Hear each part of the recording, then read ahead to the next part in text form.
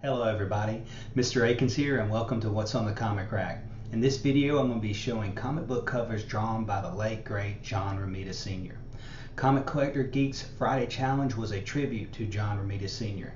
He showed some amazing covers, and as people start making these videos we're going to see some more amazing covers and important covers from this influential and important artist.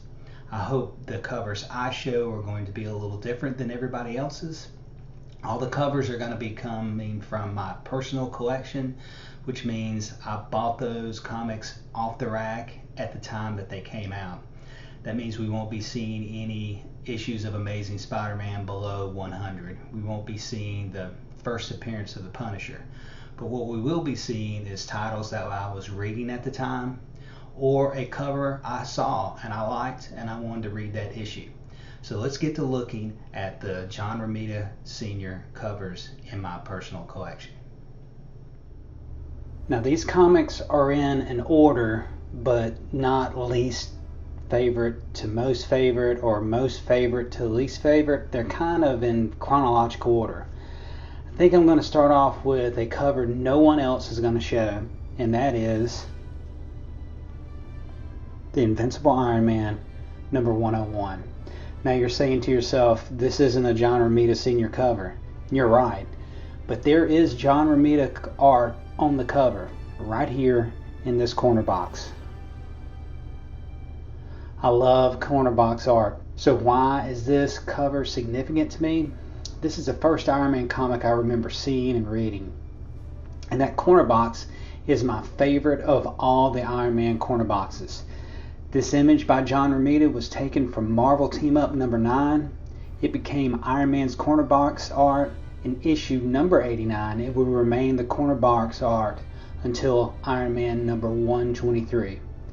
Now, I don't have any confirmation of this, but I feel this John Romita image of Iron Man, or the image from the cover of Iron Man number 60, was used to create the Mego Iron Man action figure from the 1970s.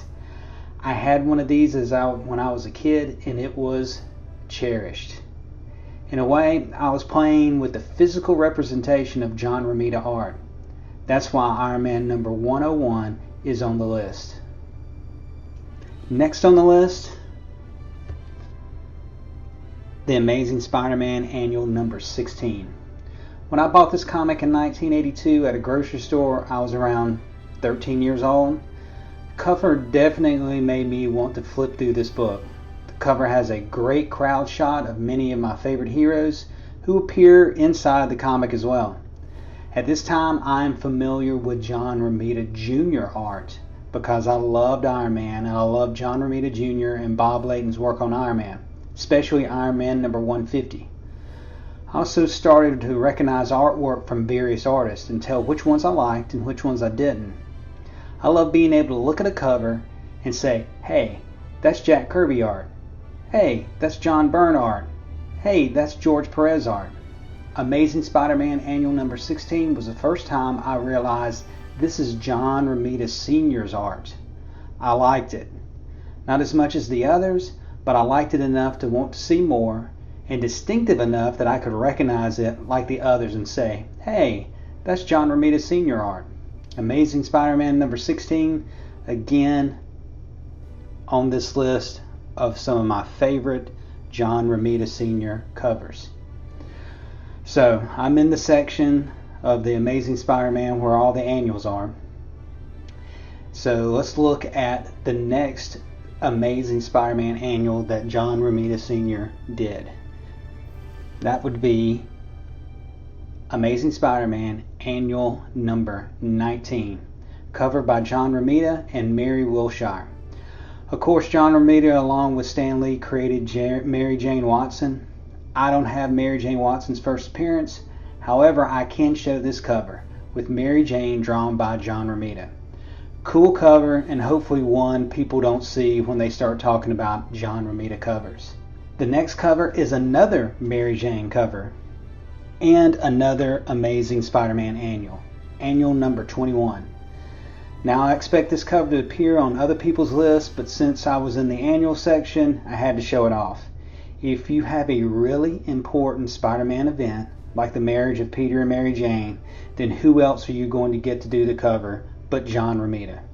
This cover has a crowd shot of some of Spider-Man's villains and some heroes facing off in the background.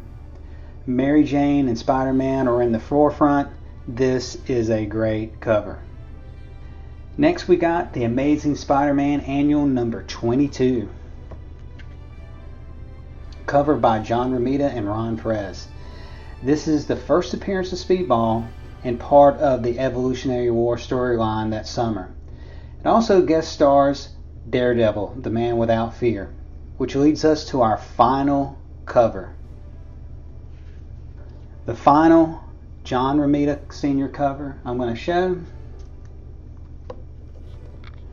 Daredevil number 94 from 2007.